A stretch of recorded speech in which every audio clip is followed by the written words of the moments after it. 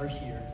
What? Oh, somebody help me get this thing down. Leave it up. Just get the ladder out. Nora, Eddie, oh, somebody answer the door. I'll get it. Oh, no, you don't. Oh, Agnes, Patrick's right. I want you to go upstairs and stay there. What'll I do, Mrs. Burnside? Read Dr. Giselle Nitch. Go to sleep, Agnes.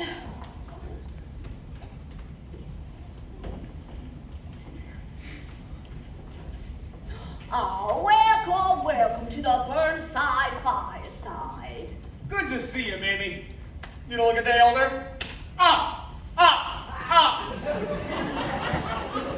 Oh, Doris and little Glory. Oh, how I've been looking forward to this evening. I can't tell you how pleased I am to see you again. My. Hi, everyone. Glory. Oh, do sit down, do sit down. No, Claude, you're over here, Doris. You can sit right there.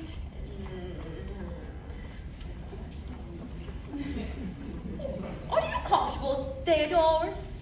It's so interesting. Oh, now I know you're all just perished for something to drink after that long drive up the parkway. Nora, bring in the punch. Punch? What's that thing hanging there? It's an abstraction, not a representation. Mrs. Burnside, how am I ever going to stop this nephew of yours from using such big words?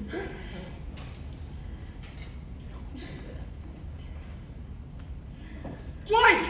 Claude! Mr. Babcock, oh, how good of you to come.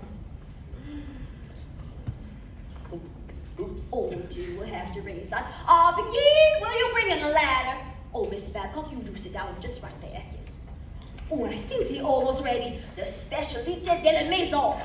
Oh, Begin, you'll just have to raise that a little bit higher. It's getting in people's hair. Oh, everybody, I want you to be Miss Begin Ryan. Are you the aircraft Ryan? Afraid not. Just the bricklaying Ryan. God, I'm not going to tell you one thing that's in these drinks because all the ingredients are secret.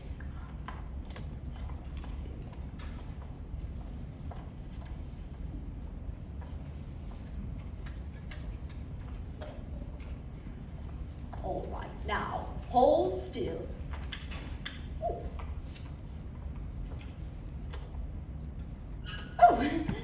Well, what do you know?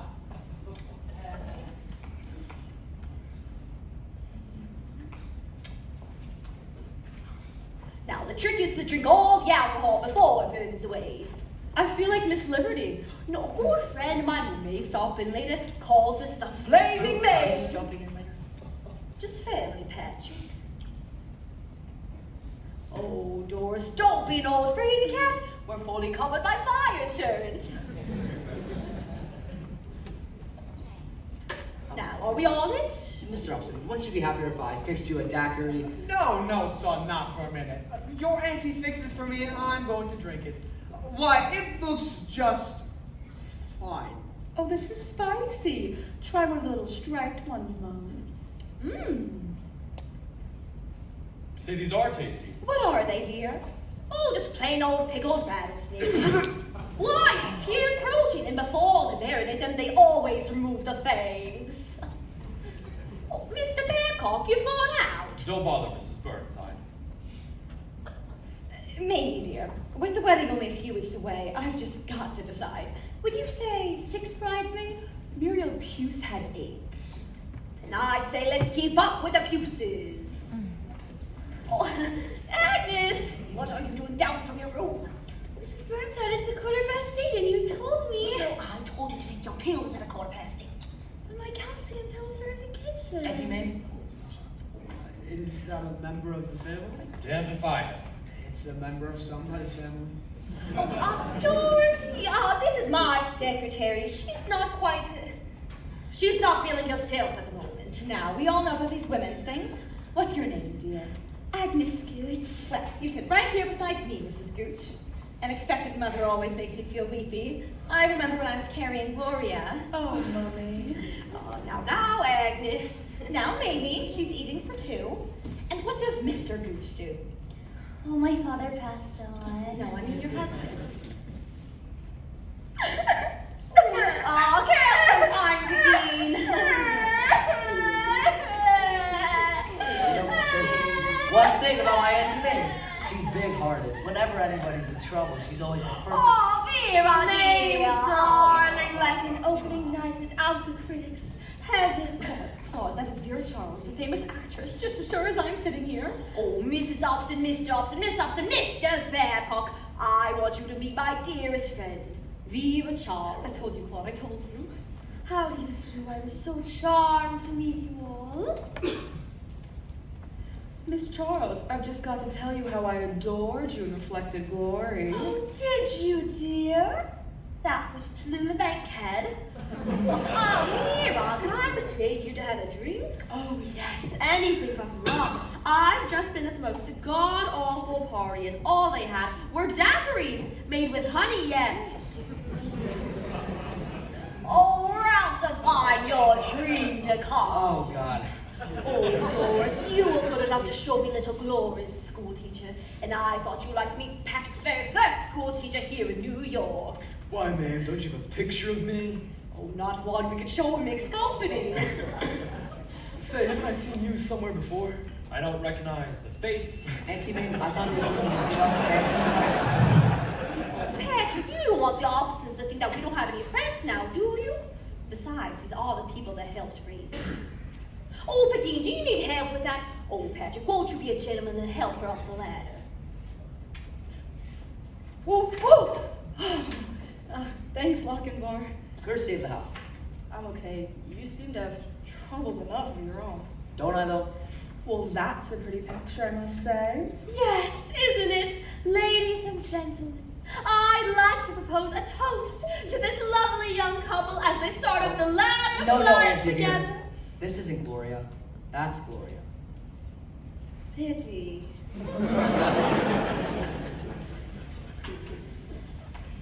Oh, Lindsay, oh, that's what we've needed. Oh, calm, reasonable you. I hope I'm not crashing in on anything, but I'd bring it right over. Oh, well, what is it? Oh, my book, go! Be careful. You'll have to correct these galleys if you want for that chance to change your life. Look, everybody, I'm in print just like Fanny Hurst. Congratulations, Auntie Mame. Oh, Patrick, I hope you don't mind. There's a lot in here about you. Well, this seems to be quite the day for you, Mamie. And all the rest, well. Patrick, you old meanie, why'd you tell us your auntie was literate? Am I in your book, Mame? Oh, and if you're exposed. No, Mame, I've been to so many wonderful parties here. And now, I'm gonna find out how they all ended.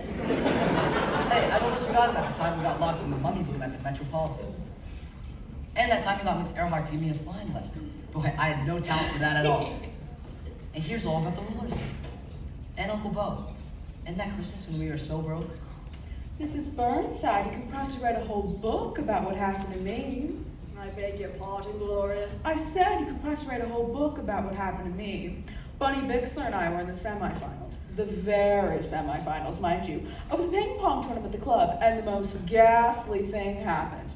We were both playing way over our heads, and the score was 29-28. We had this terrific volley, and I stepped back to get this terrific shot, and I stepped on the ping pong ball, just squashed it to nothing.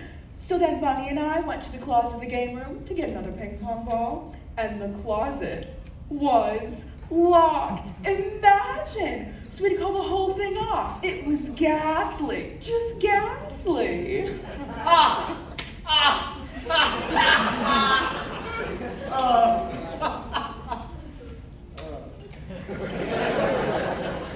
But it is amusing.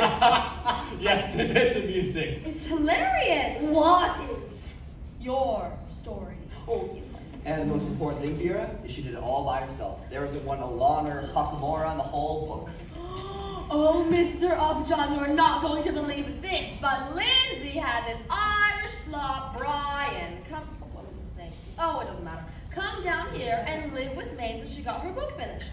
Of course. He did not do a damn thing except... My hat's off to you. I'm so proud. The whole last chapter is about me. Fighting the stigma of the unwed mother. Claude, as soon as we get him away from the end, everything is going to be fine. Hi, Patrick. I can't believe how many times you unzipped me and put me to bed. We have some young people here. Well, sir, I only did it when Miss Charles passed out. Oh! How can you defend these people who... You've never played ping pong? I hope when we're married, we won't invite people like this to our house. Who's coming to our house? Muriel Puce and Buddy Bixler? What's wrong with Muriel Puce? Oh, nothing, not a damn thing. Except she's got the IQ of a dead flashlight battery. Well, Lindsay, it's marvelous. Mame is going to make a fortune off of this book. She sure as hell will, but not for herself. Mame has assigned all of her royalties to the Epstein house in Mountebank. Epstein, the cellist? What? What's that about Mountebank? Can't the Upsons afford their own home? Didn't you hear, Vera? They're not going to live there. Oh, they're building a home for refugee Jewish children. Are you ready, Doris? I've been ready for quite a long time. Come, Glory. We have a long way to go. Claude. Please, Claude. Bottom drawer. For 9 years, Mame Dennis Burnside, I've done everything I could to protect this boy from your idiotic cockeyed nincompoopery. But now you've done this. Now you've ruined all my plans for this boy's future. No, your plans. You have the bill of fare, yet you're shouting orders fair on. But did it ever occur to you that this boy might be hungry for something that you've never even heard of? When Patrick walked into my life, a frightened little boy hanging onto Nora's arm, it was love at first sight. For 9 years, I tried to open some windows for this boy's life, and all you want to do is just shove him in some safe deposit box. But I won't let you do that to my little one. No, he's not little anymore. It's not even mine. But he's not yours either, Mr. Babcock, and I very much doubt that Patrick will allow himself to be stuck in some driving, restricted community for you to make him an Aryan from Darien, and for you to marry him to a girl with braces on her brains. Mame, did you deliberately plan all this? Oh, Lindsay, you know Patrick always makes his own decisions. Ooh, pickled rattlesnake, anyone? Thank you, Lady Iris. Charmed, Lord Dudley.